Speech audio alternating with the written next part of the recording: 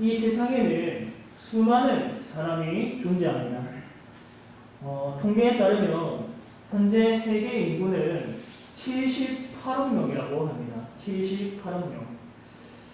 그런데 그 중에서 눈에 띄는 사람들이 있습니다. 사람들은 어떤 사람들을 주목하느냐? 화려하고 멋지고 성공한 사람들에 주목합니다. 성공한 사업가의 이야기에 또 주목하고 그가 어떻게 성공할 수 있었는지 귀를 기울이면서 그를 부러워합니다. 성공한 사업가뿐만 아니라 이 연예인들의 삶도 매우 부러워합니다. 연예인은 또 다른 말로 스타라고 합니다. 그들을 별이라고 부르면서 동경하고 그들에게 열광합니다. 어린 학생들은 미래에 이러한 사람들처럼 되기를 꿈꿉니다. 돈을 많이 버는 사람, 그리고 유명한 사람, 또 화려한 사람, 그러한 인생을 살기를 원합니다. 그런데 이러한 위치에서 조금 멀리 있게 될 때, 이러한 성공한 위치, 높은 위치, 유명한 위치에서 멀리 있게 될 때에 열등감에 시달리는 사람들이 적지 않습니다. 나 같은 자를 누가 눈여겨보겠는가? 아주 평범하고도 평범한 인생인데 누가 나를 관심있게 보겠는가? 누추한 내 인생에 누가 들어오려고 하겠는가? 누가 관심을 가지겠는가?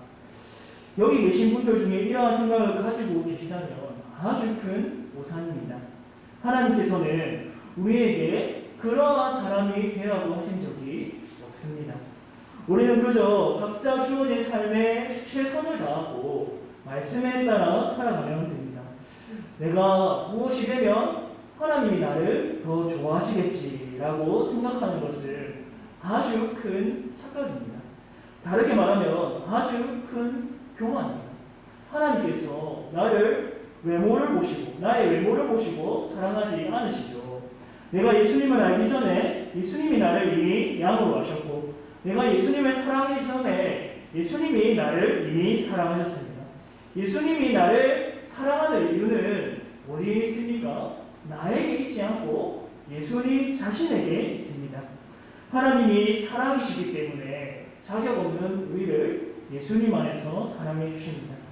따라서 우리가 어떤 직업을 갖고 있는지, 내 재산이 얼마나 되는지 그런 것 묻지도 따지지도 않고 우리의 아주 평범하고 누추한 삶까지 찾아오셔서 역사하여 주십니다. 룻기에는 남편과 두 아들을 잃은 나오미와 그녀의 며느리 룻이 나옵니다. 이 가정은 평범한 가정에도 못 미치는 아주 열악한 가정이었습니다. 당시 이스라엘 사회에서 모든 재산권을 누구에게 있었느냐? 오직 남자가 쥐고 있었습니다. 남자에게 있었습니다. 따라서 이 남편을 잃은 과부는 경제적 능력을 완전히 상실하게 됩니다. 과부와 나그네는 고대 이스라엘 사회에서 대표적인 가난한 사람들이었습니다. 도움이 절실히 필요한 자들이었습니다. 나오미도 과부요, 룻도 과부입니다. 이들은 베들레헴에 돌아왔지만 여전히 하루하루 끼니를 걱정해야 하는 그런 어려운 형편에 있었습니다. 경제력이 없는 이들이 어떻게 베들레헴에서 살아갈 수 있을까? 하나님은 이러한 가난한 자들을 외면하시는 분이 아닙니다. 자기 백성이 고통받고 있을 때 내버려 두시는 분이 아닙니다. 이스라엘 백성에게 말씀하셔서 가난한 자들도 함께 살아갈 수 있도록 미리 말씀하셨습니다. 레위기 19장 9절에서 10절에는 이렇게 말씀합니다. 너희가 너희의 땅에서 곡식을 거둘 때에 너는 밭 모퉁이에까지 다 거두지 말고 내 떨어진 이삭도 줍지 말며 내 포도원의 열매를 다 따지 말며 내 포도원에 떨어진 열매도 줍지 말고 가난한 사람과 거류민을 위하여 버려두라. 나는 너희의 하나님 여호와니라. 아멘. 과부는 경제적 능력이 없기 때문에 혼자 힘만으로는 살아갈 수 없었습니다. 누군가의 도움이 필요합니다. 하나님은 과부와 같은 가난한 자들을 위하여서 한 율법을 주셨습니다. 곡식을 거둘 때 각 모퉁이까지 다 거두지 말라라고 하셨습니다. 모퉁이에 있는 건 그러면 벌어지느냐? 그게 아니죠. 그것은 가난한 자들을 위한 몫이었습니다. 모퉁이에 남은 걸 가난한 자들이 가져갈 수 있게 남겨두라는 것입니다. 또 곡식을 거두기 위해서 어쩔 수 없이 떨어지는 이삭이 있죠. 되면서 거두면서 어쩔 수 없이 땅에 떨어지는 이삭이 있습니다. 하나님은 그런 것까지 다 주어서 모조리 쓸어서 창고에 쌓아두라, 어떻게든지 창고에 곳간에 모아두라 라고 하지 않으셨습니다. 밭에 자연스럽게 떨어진 이삭도 가난한 자들을 위한 몫이었습니다. 2절에 보면 룻이 이 법을 알고 이삭을 주우러 가겠다고 합니다.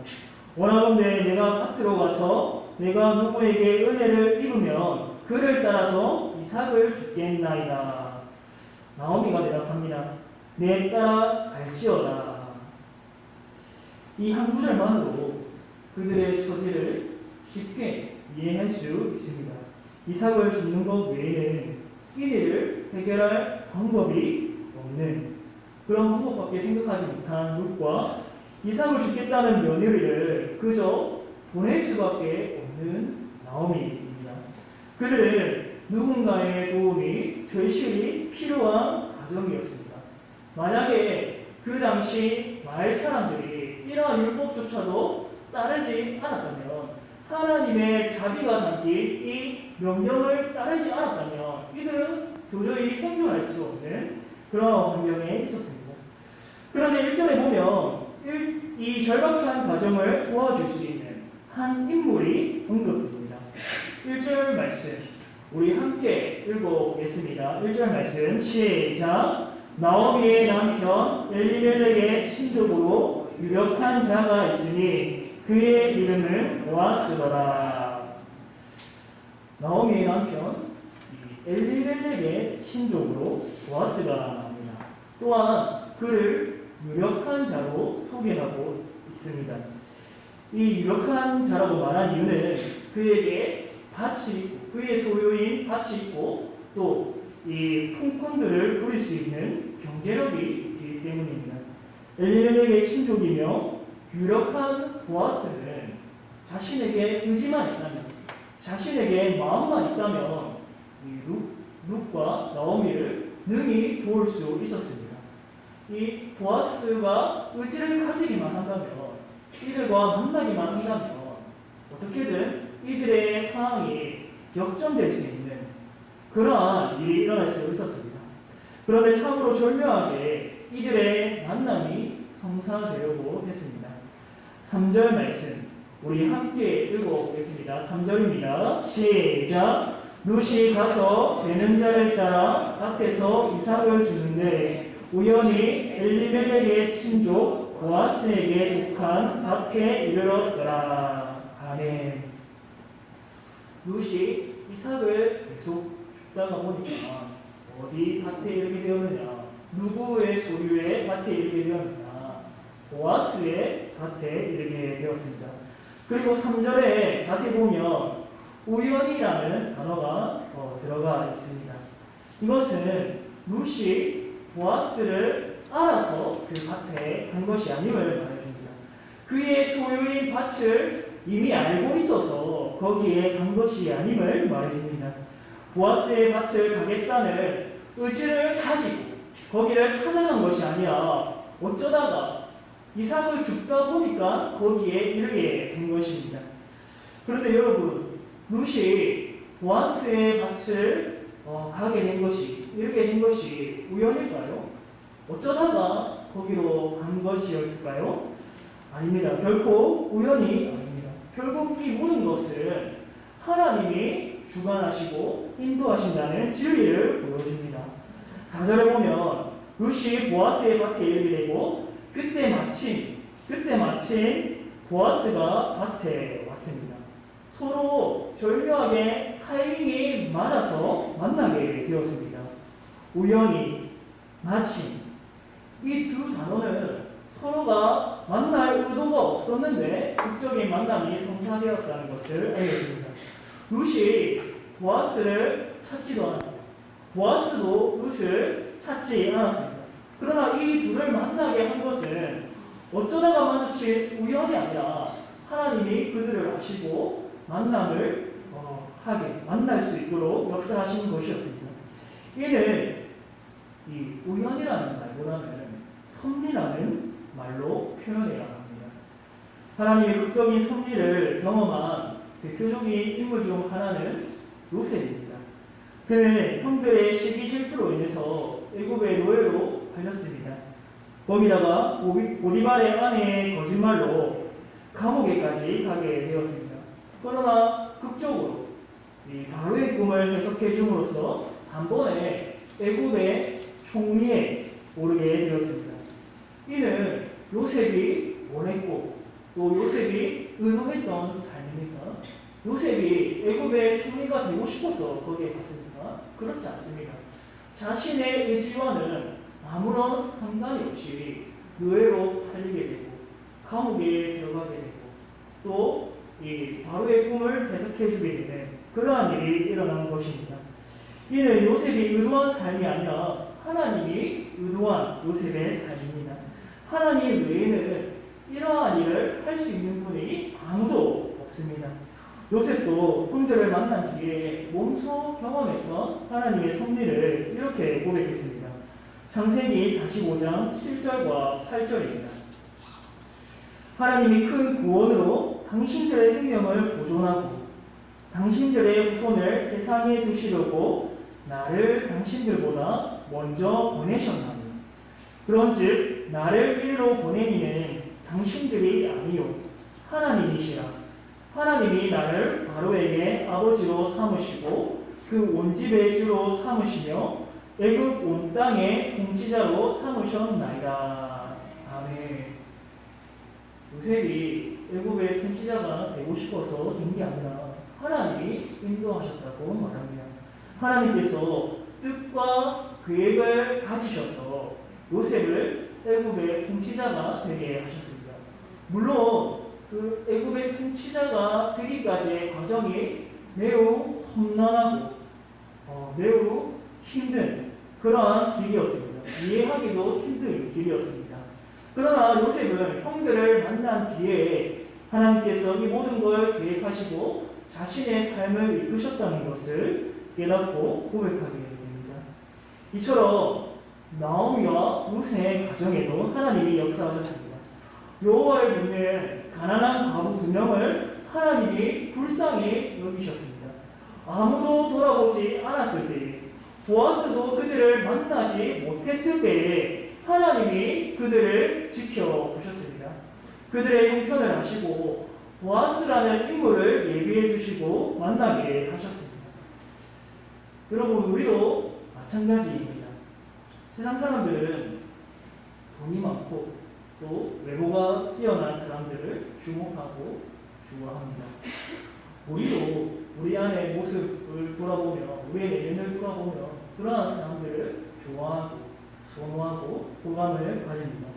그러나 우리 하나님은 다르죠. 외모가 아니라 중심을 보십니다. 하나님을 붙드는 나오미의 중심. 나오미의 하나님을 믿고 시어머니를 끝까지 따라가겠다고 죽어도 함께 죽겠다고 무덤에까지 같이 가겠다고 고백한 룻의 중심. 하나님이 이들의 중심을 보셨습니다. 세상적으로 보면 정말 별거 아닌 가정이죠.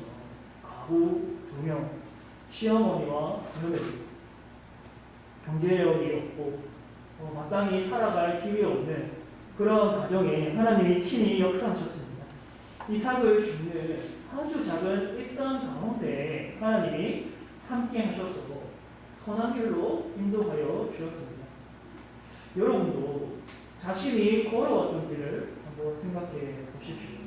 나는 사실 세상의 관점으로 볼 때는 정말 별 볼 일 없는 사람이지만 하나님이 나를 붙드셨고 인도해 주셨다는 사실을 고백할 수밖에 없습니다.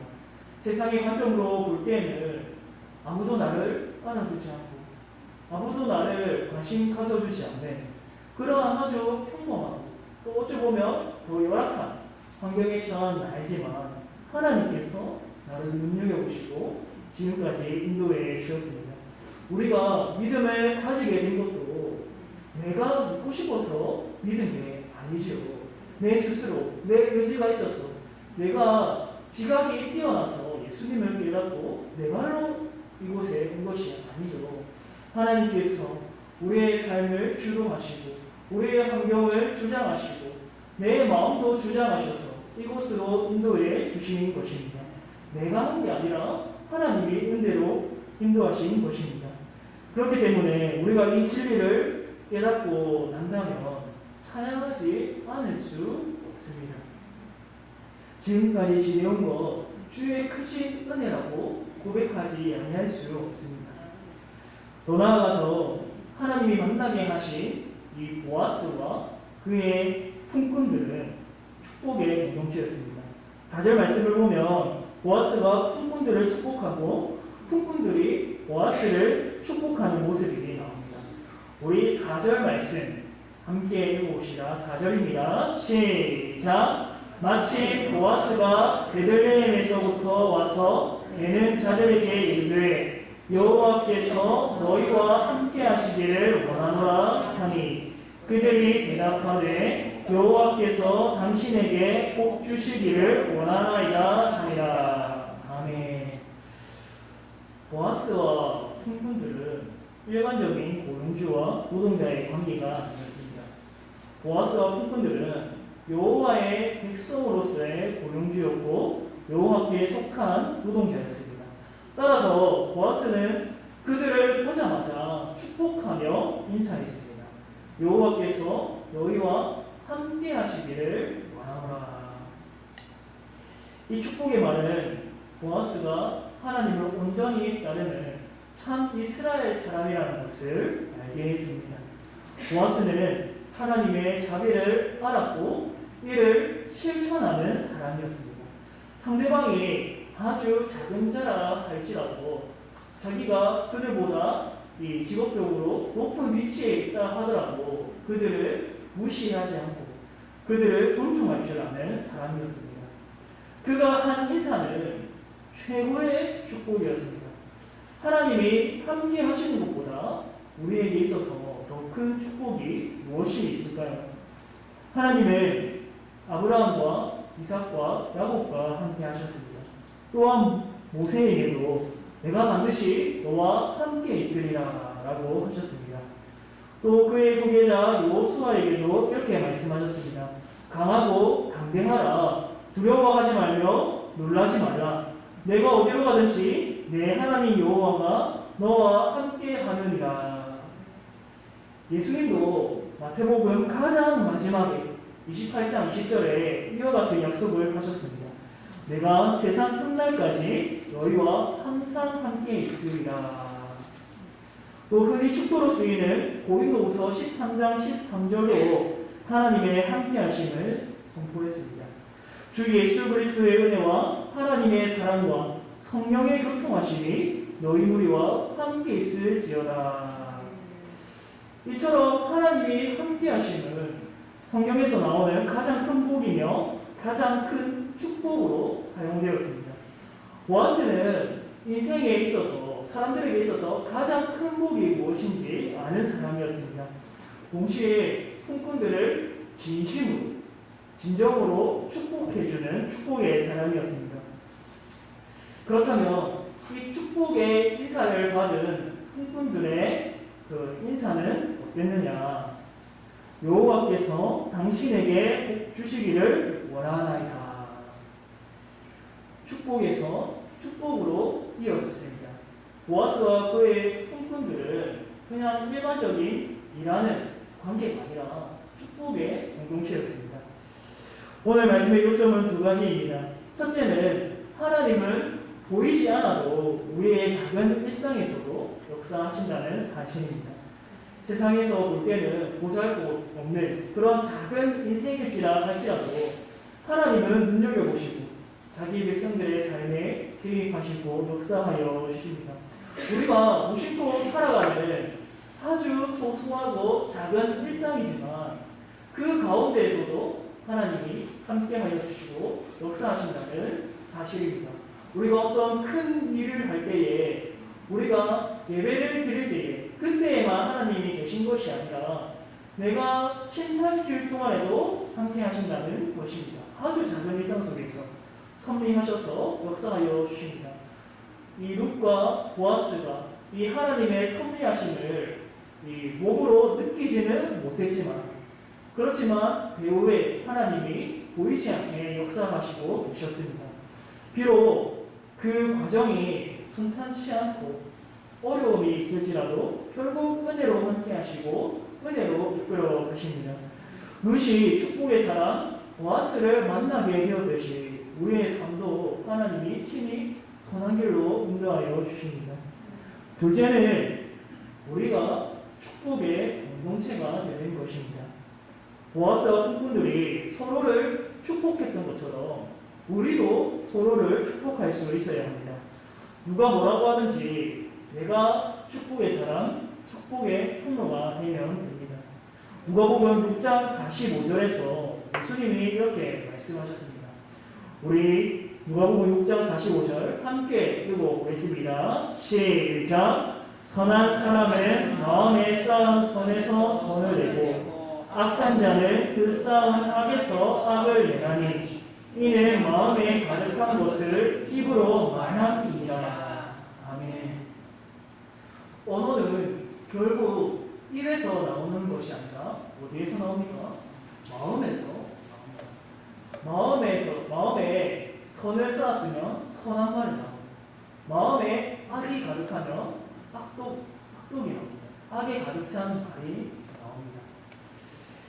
우리 입에서 축복이 나오는지 저주가 나오는지 그 1차적인 원인은 상대방에게 있는 것이 아니라 나의 마음에 있습니다. 내 마음의 문제입니다. 내 마음에 선이 쌓였으면 선한 말을 하게 될 것이고 악이 가득 찼으면 악의 말을 하게 됩니다. 내 마음에 선이 가득 차 있으면 남이 나에게 악한 말을 할지라도 선으로 악을 이기는 말을 할 수 있습니다. 그러나 내 마음에 악이 가득 차 있으면 사람들이 내게 아무리 축복의 말을 한다 해도 악의 말로 받아칠 수 있습니다. 사랑하는 성도 여러분, 우리는 이러한 축복의 공동체, 보아스와 그의 품꾼들 같은 축복의 공동체가 되어야 합니다. 그런 의미에서 우리 4절 축복의 말씀을 함께 주고받았으면 좋겠습니다. 제가 신대원에서 수업할 때에 구약을 가르치는 교수님이 항상 수업을 시작하기 전에 이 4절의 말씀으로 함께 축복했습니다. 제가 보아스의 이 축복의 말을 하고 여러분들이 밑에 있는 품꾼들의 축복의 말을 했으면 좋겠습니다. 그렇다고 제가 여러분들을 보여주고 여러분들이 저의 품꾼이라고 말하는 것은 아닙니다. 이 축복의 말을 함께 나누자 서로 이 축복을 흘려보내는 그런 공동체가 되자는 의미에서 우리가 한번 실천해 보았으면 좋겠습니다. 제가 한번 이 축복의 말을 하면 여러분들이 파란색 글자 저에게 말씀해 주시면 감사하겠습니다. 여호와께서 여러분과 함께 하시기를 원합니다. 여호와께서 당신에게 해주시기를 원합니다. 아멘. 감사합니다. 여러분들이 저한테 이렇게 축복하니까 너무 감사하지만 우리 다시 한번 우리 마음을 담아서 해봅시다.